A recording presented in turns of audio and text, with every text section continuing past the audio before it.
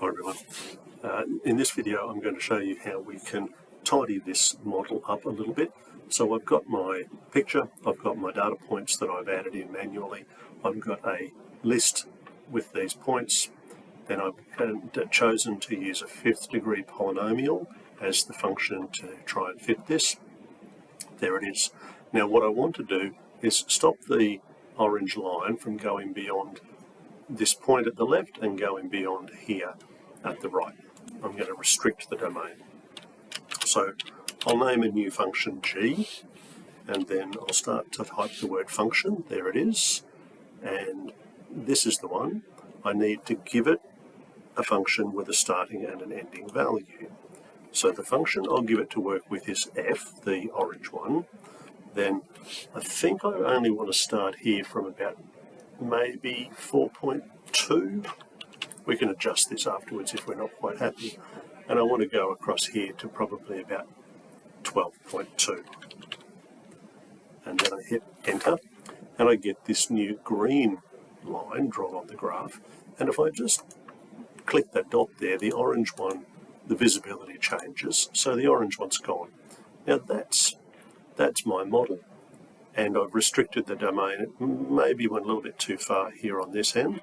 So I can go back into this and I can edit that to be 12.1 instead of 12.2. And so that's now a much better job of what I wanted to do. If I wanted to, I can turn the visibility of the data points off as well.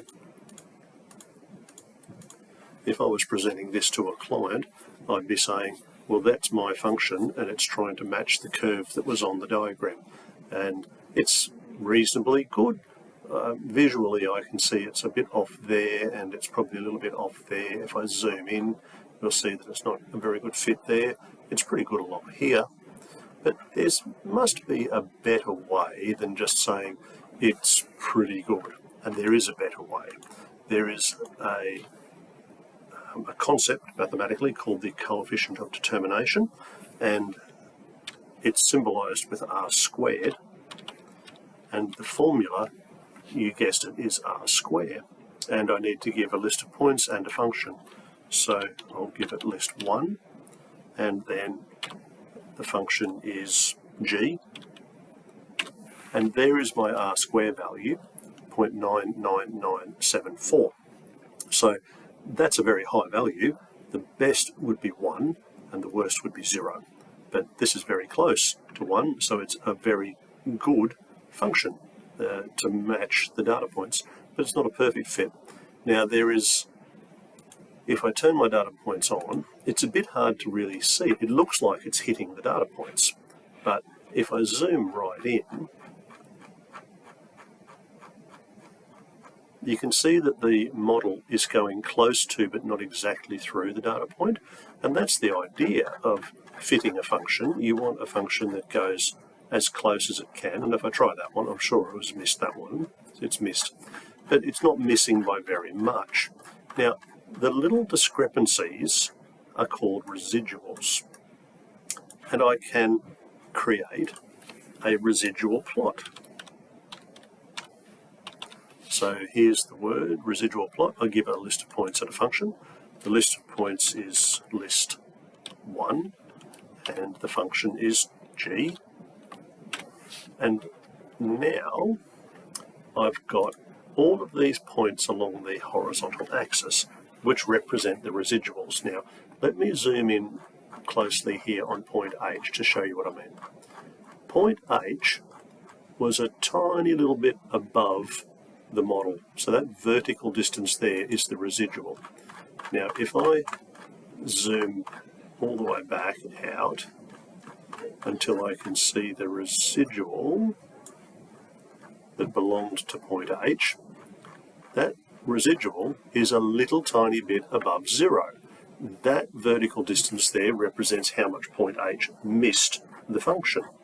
So at a normal view, it looks like they're all nothing, but that's not really the case. So what I want to do is turn off my model. I want to turn off those few data points. I even want to make the opacity of my diagram disappear so it looks like it's not there. And now I'm going to stretch the vertical axis a lot so that the residuals start to appear. Now, there's my residual plot. That residual plot to me is, there's something good about it. The residuals are all very, very small. Some are positive, some are negative. It means some of my data points were above the model, some of my data points were below the model. That's fine. And the fact that they're all very, very small numbers is also fine. But there's one negative about this residual plot, and that's that there's a bit of a pattern going on here. This residual plot is not random. If the model were a perfect model, the residuals would just be random scatter. But you see how they are small at the ends and they're big in the middle? That's a pattern. Now, I don't expect us to be able to go and solve what's wrong with that. Maybe a higher degree polynomial would fix things. If I go back in here and change that to a 6th degree polynomial, my residuals, everything updates. So there's my residual plot. It's still got a bit of a pattern to it. I'll try a 7th degree polynomial. Now, unsurprisingly, with 8 data points, a 7th degree polynomial is a perfect fit. Notice that r squared was 1 as well. But don't fall into the trap of thinking that that's going to be your best possible model. Oh, now I'm going to have to stretch this back into shape, aren't I?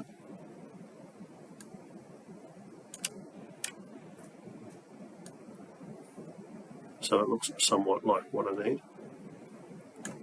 So there's my, the grid's not quite right. Let's go and make the grid exactly the way it's supposed to look. There it is.